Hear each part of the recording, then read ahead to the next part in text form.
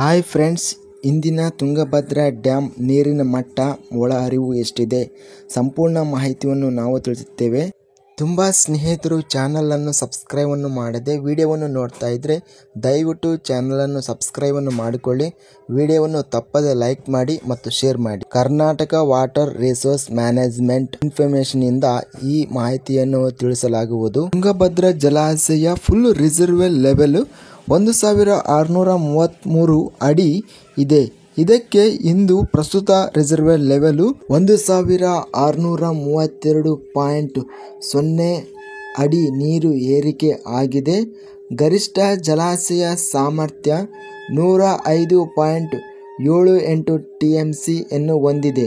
ಇದಕ್ಕೆ ಇವತ್ತು ಜಲಾಶಯ ಸಾಮರ್ಥ್ಯ 101.77 TMC ನೀರು ಏರಿಕೆ ಆಗಿದೆ. ಜಲಾಶಯ ಇಳುವರಿ, ಒಟ್ಟು ಇಳುವರಿ ಬಂದು 322.72 TMC.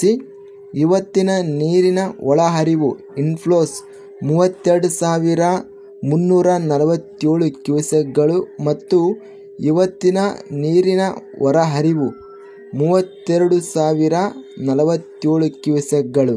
ಪ್ರಸ್ತುತವಾಗಿ ತುಂಗಭದ್ರಾ ಜಲಾಶಯ ನೀರಿನ ಸಾಮರ್ಥ್ಯ 101.77 ಗಡಿಯನ್ನು ದಾಟಿದೆ. ತುಂಗಭದ್ರಾ ಜಲಾಶಯ ಗೇಟ್ ಅನ್ನು ಎತ್ತಿ ನೀರನ್ನು ಬಿಡುಗಡೆ ಮಾಡಲಾಗಿದೆ.